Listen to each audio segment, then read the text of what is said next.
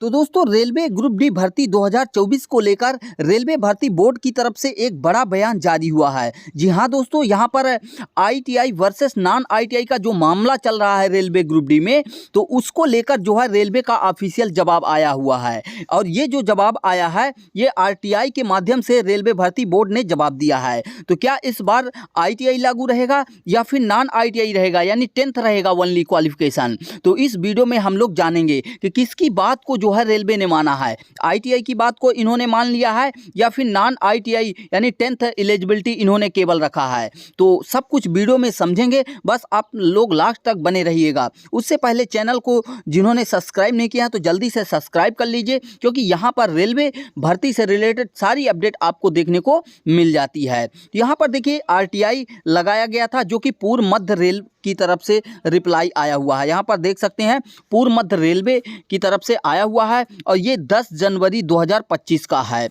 यहाँ पर इन्होंने जो है गौतम कुमार पता हसनपुर समस्तीपुर ये रहने वाले हैं जिन्होंने आरटीआई लगाया था। इन्होंने आरटीआई में विषय क्या रखा गया, इनके द्वारा रखा गया था कि लेवल 1 में यानी ग्रुप डी में सीधी भर्ती कोटा के लिए न्यूनतम शैक्षणिक योग्यता का मामला, इसी से रिलेटेड जो है इन्होंने लगाया था।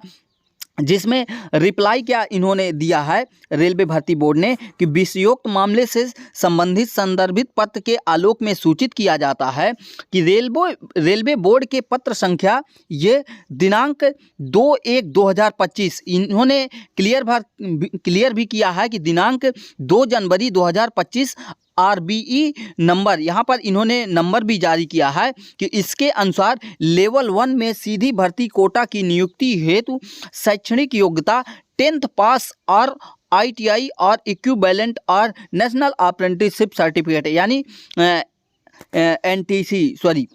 एनएससी ग्रांटेड बाय एनसीबीटी, जो एनसीबीटी जारी करता है। तो यहाँ पर तो इन्होंने क्लियर कर दिया, लेकिन ये नहीं क्लियर किया कि ये रेलवे का जवाब है। इन्होंने यहाँ पर क्या मेंशन कर दिया है कि दिनांक 2 जनवरी 2025 को जो मतलब रेलवे का नोटिस जारी हुआ है उसके अनुसार, इन्होंने तो उसी को बोल दिया कि उसी के अनुसार जो जारी किया गया है उसके अनुसार, तो वहाँ से तो क्लियर ही हुआ था कि 10th पास इन्होंने एलिजिबिलिटी रखी है और उसी को इन्होंने भी रिप्लाई में छाप दिया है। ऐसा नहीं बोला है रेलवे भर्ती बोर्ड ने कि हमने माना है, ये बोला है कि जो नोटिस जारी हुआ है उसके रिगार्डिंग अगर माना जाए तो 10th पास अथवा आईटीआई आपके पास होना चाहिए या फिर उसके इक्विवेलेंट होना चाहिए या फिर नेशनल अप्रेंटिसशिप सर्टिफिकेट होना चाहिए, तो आप इसमें अप्लाई कर सकते हैं। तो अभी तक जो रेलवे मान रहा है वो उसी नोटिस को मान रहा है जो कि 2 जनवरी 2025 को जो इन्होंने जारी किया है उसी को, लेकिन इन्होंने क्लियर नहीं किया कि हम इस बार 10th पास ही लेंगे। ठीक है, तो यहाँ पर देखिए अगर बोला जाए किसका पक्ष मजबूत है, तो जो 2018 में वैकेंसी आई थी और उसके बाद जो 2019 में वैकेंसी आई थी, तो वहाँ पर इन्होंने नोटिस जारी किया था प्रॉपर कि हम इस पोस्ट के लिए, जो इसमें टेक्निकल पोस्ट होती हैं ग्रुप डी लेवल 1 में, उसके लिए आईटीआई योग्यता रखते हैं और उसी को ध्यान में रखते हुए इस पोस्ट की प्रिपरेशन की जाए, ऐसा इन्होंने नोटिस जारी किया था। वो उन्होंने उसमें मेंशन भी किया था कि जो 2018 और 2019 में वैकेंसी में छूट दी गई थी, तो ये एक बार की स्पेशल छूट दी गई थी, आगे से ऐसा कुछ नहीं होगा, केवल आईटीआई अनिवार्य रहेगा। लेकिन जब इन्होंने 2024 दिसंबर में वैकेंसी जारी किया और 2 जनवरी 2025 को इन्होंने नोटिस जारी किया कि अभी हम जो है 10th पास ही लेंगे, 10th पास ही लेंगे। ठीक है, आईटीआई हमें कंपलसरी नहीं रखना है। तो देखिए अभी इलेक्शन चल रहे हैं, इलेक्शन का मामला है, तो देखिए 10th पास की अगर बोला जाए तो यहाँ पर 1 करोड़ कैंडिडेट आपको देखने को मिल जाएंगे। वहीं पर आईटीआई की बात की जाए तो आपको 40 लाख के आसपास यहाँ पर कैंडिडेट देखने को मिल जाएंगे। तो यहाँ पर इन्होंने वोट बैंक बनाने के लिए इन्होंने इसकी ओर जो है रुख मोड़ दिया है। ठीक है, लेकिन यहाँ पर आईटीआई वाले भी स्टूडेंट अडिग हैं, क्योंकि जो है रेलवे बोर्ड ने आरआरबी ने जो है ऑफिशियल नोटिस जारी किया था, उसको देखकर जो है छात्रों ने आईटीआई किया और आईटीआई करने के बाद उन्होंने पैसा प्लस अपना 2 साल का टाइम बर्बाद किया है। उसी को लेकर जो है यहाँ पर सुप्रीम कोर्ट में याचिका भी दायर हो चुकी है। तो अब रेलवे को लगभग मान के चलिए कि 90% चांस है कि अपने बात को वापस लेना पड़ेगा, यानी जो है आईटीआई लागू करना पड़ेगा। ठीक है, क्योंकि इन्होंने ही जारी किया था कोई ऐसा, हालांकि यहाँ पर आईटीआई छात्र ये नहीं बोलते हैं कि हमको 100% सीटें ही चाहिए।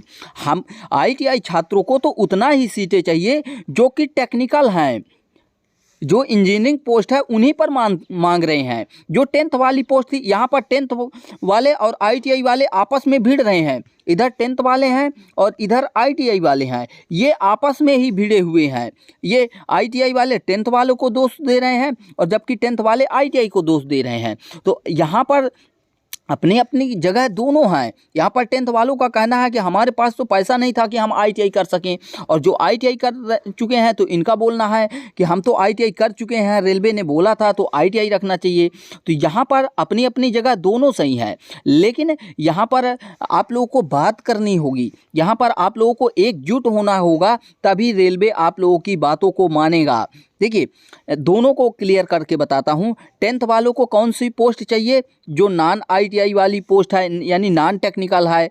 नॉन टेक्निकल वाली पोस्ट में आईटीआई को दे दो, 10th को दे दो, और जो टेक्निकल पोस्ट है उसमें आईटीआई को दे दो। तो आईटीआई भी खुश रहेगा और 10th वाला भी स्टूडेंट खुश रहेगा। यहाँ पर दोनों को यहाँ पर देखना होगा। ऐसा नहीं है एक को देखकर चलेगा रेलवे, तो ना आईटीआई के पक्ष में जा पाएगा और ना ही 10th के। यदि 10th के पक्ष में जाता है तो आईटीआई नाराज़ होगा, आईटीआई पक्ष में जाता है तो जो है यहाँ पर 10th वाला नाराज़ होगा। इसलिए रेलवे को यहाँ पर ध्यान देना पड़ेगा कि जो नॉन टेक्निकल पोस्ट है उसमें 10th एलिजिबिलिटी होनी चाहिए और जो टेक्निकल पोस्ट है उसमें केवल आईटीआई एलिजिबिलिटी होनी चाहिए। तो ऐसा रखेगा तो यहाँ पर मामला शांत हो जाएगा। और इसी वजह से रेलवे ने अभी तक फुल नोटिफिकेशन नहीं जारी किया है, क्योंकि यहाँ पर रेलवे को पता है कि जब जो है आईटीआई वालों ने ट्वीट किया था तो वहाँ पर लगभग 14 लाख ट्वीट आए थे, जो कि ग्रुप डी में आईटीआई क्वालिफिकेशन रखने को कैंपेन रखा गया था। तो ट्विटर में उसको भी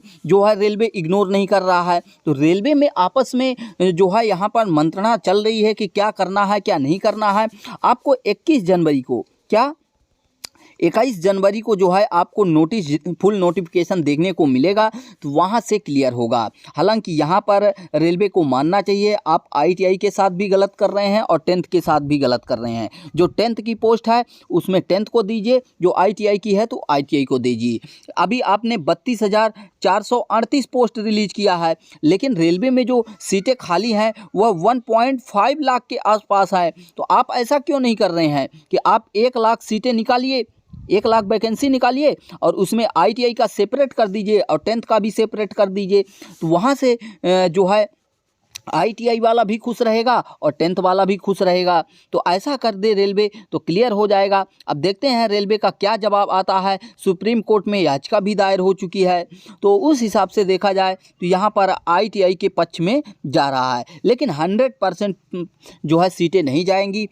लगभग 20 से 30% सीटें जो रहेगी वो 10th वालों के लिए रहेगी। तो यहाँ पर 10th वाले भी ना नाराज़ हों ना आईटीआई वाले, दोनों मिलकर सीटें इंक्रीज करवाएं और अपना अपना पोस्ट लें। ठीक है, तो ऐसा इन्फॉर्मेशन रेलवे ने आरटीआई में दिया है। तो अभी रेलवे खुद कंफ्यूज है, क्योंकि अभी आप देखेंगे तो वेस्टर्न रेलवे के ऑफिशियल वेबसाइट में जाएंगे तो अभी भी नोटिस पड़ा हुआ है। ठीक है, जिसमें उन्होंने बोला है कि आईटीआई कंपलसरी रहेगा। हालांकि वो ओल्ड नोटिस है, कोई नया नोटिस नहीं है कि नया जारी हुआ है, ओल्ड नोटिस है, लेकिन रेलवे खुद फंसा हुआ है। ठीक है, तो यहाँ पर अब देखते हैं कि 21 जनवरी तक क्या अपडेट आता है।